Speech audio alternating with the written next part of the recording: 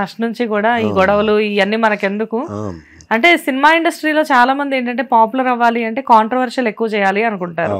But మీ దాకా వచ్చేటప్పుడు ఏంటంటే కాంట్రవర్షియల్ కాదు, ఏదైనా సామరస్యంగానే చూసుకోవాలి అనుకుంటున్నారా? ఒకటి ఉందండి, కాంట్రవర్షియల్ కాకుండానే అన్నీ చూసుకుంటా, కాస్త నష్టపోయినా కాంట్రవర్షియల్ కాకుండా చూసుకుంటా.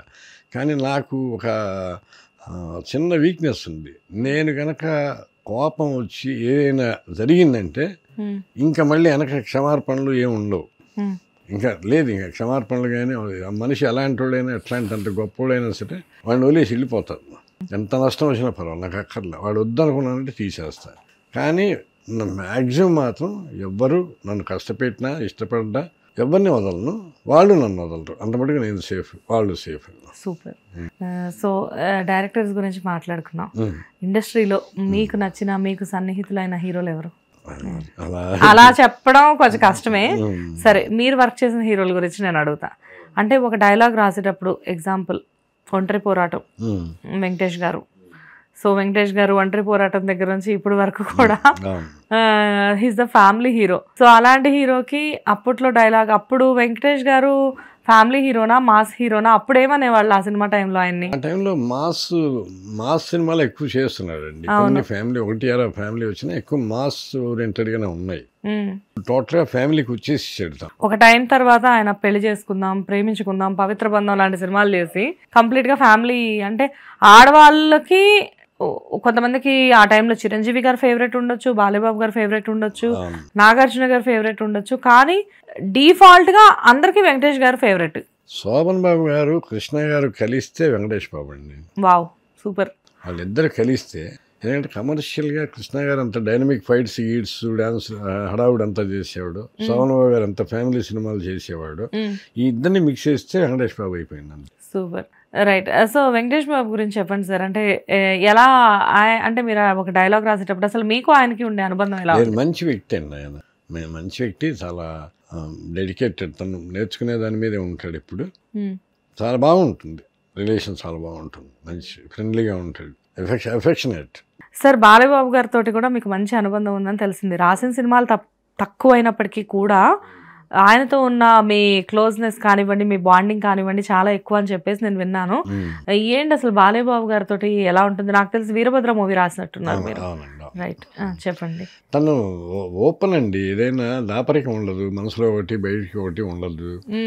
తన స్పీడ్, తన మూడ్ అంతా డిఫరెంట్ గా వెళ్ళిపోతుంది. తన మూడ్ లో ఉంటాడు. వ్యక్తిగా చాలా మంచివాడు అండి తను. ఎందుకంటే ఎప్పుడన్నా కొంచెం హార్ష్ గా మాట్లాడేమన్నా ఇలాంటి డివైడ్ కాంట్రవర్సీస్ ఈ మధ్య నేను చూశాను. తను ఎక్కువ కాంట్రవర్సీ మ్యాటర్లు తక్కువ మాట్లాడారు. విడిగా చాలా బాగా మాట్లాడతాడు, చాలా ఫ్రెండ్లీగా ఉంటాడు. నాకు ఇంకా ఇప్పుడు ఇట్లా మాట్లాడుతున్నారు, ఇప్పుడు మాట్లాడుతున్నారు కాదు, ఫస్ట్లో తను నాకు అప్పట్లో నేను ఇండస్ట్రీకి వెళ్ళినప్పుడు సునీల్ వర్మని కూడా ఇట్లా ఉండేవాడు, చచ్చిపోయినాడు అతను.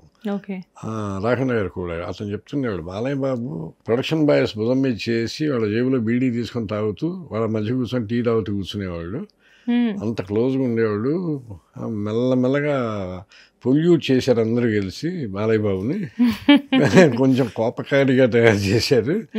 చాలా ఓపెన్ హార్ట్ బావా, నన్ను బావా అనేవాడు ఆ డైరెక్టర్.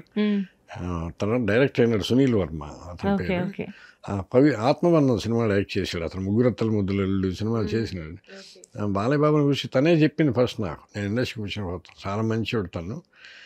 కొంచెం ఏమన్నా ఇరిటేషన్ రప్పిస్తే ఫైర్ అయిపోతాడు, అంతే తప్ప వేరే ఇదే ఉండదు అన్నాడు. అది నిజమేగా, ఇరిటేషన్ రప్పిస్తే మనం అడ్జస్ట్ అవుతాం, ఆయన ఇరిటేట్ అవుతాడు, అంతే తేడా. నాకు ఎందుకంటే అప్పుడప్పుడు ఈ మధ్య ఏదో కాంట్రవర్సీ కూడా ఏదో మాట్లాడాడు, అది తిని 1-2 సందర్భాల్లో అదేదో ఆ టైమ్స్లో అలా జరుగుతాయి. మనం ఏం చేయలేము వాటికి, వాటి జోలికి ఇంకా. కాకపోతే ఒకటి మాత్రం ఆలోచించేదంటే, ఇప్పుడు బసవతారకం క్యాన్సర్ హాస్పిటల్ నడుపుతున్నాడు, దాని అడ్మినిస్ట్రేషన్ అద్భుతంగా ఉందని బయట చెప్తారు. తను అంత సిన్సియర్గా నడుపుతున్నాడు, మనం అర్థం చేసుకోవాలి. తర్వాత లాస్ట్ ఎలక్షన్స్ అప్పుడు హిందూపూర్ నుండి మనుషులు వస్తే ఏంటి పరిస్థితి, అప్పుడు జగన్ రెడ్డి గారు వచ్చిన అప్పుడు ముఖ్యమంత్రి అయిన టైంలో నేను చెప్పింది, బాలయ్య బాబు పరిస్థితి ఏంటి ఇదని. ఆయన యునానిమస్గా అక్కడ బాలయ్య బాబు గెలవకపోతే ఎవడు గెలవడండి ఆంధ్రాలో, గెలిచేదే బాలయ్య బాబు. అక్కడ అంత మంచిగా చెప్పారు. ఎందుకు చెప్తారు, తను అక్కడ సర్వీస్ చేసే ఇదిలో ఉన్నాడు, ఇక్కడ సర్వీస్ చేస్తున్నాడు. మనకి తెలిసి అంతే కదా. అంటే అలా మనం అర్థం చేసుకునేటప్పుడు కొంచెం పాజిటివ్గా కూడా అర్థం చేసుకోవాలి కదండి తన ఎమోషన్. అంటే సార్ ఇక్కడ కొన్ని క్రియేట్ అవుతాయి, కొన్ని క్రియేట్ చేయబడతాయి. సో అందుకంటే మనం ఎక్కువ మాట్లాడుకోవడానికి కూడా లేదు. అవునండి, అవును. నేను కృష్ణ గారితో కూడా వర్క్ చేశారా మీరు? చేశారు. శ్రావణ మాసం అని పోసాన కృష్ణమూర్తి డైరెక్ట్ చేశారు. అదే హరికృష్ణ గారు, కృష్ణ గారు. లక్కీగా కృష్ణ గారితో కూర్చొని మాట్లాడి అదృష్టాన్ని ఆ సినిమా ద్వారా పొందా. రోజు కూర్చొని అవకాశం కలిగింది నాకు ఆయనతో.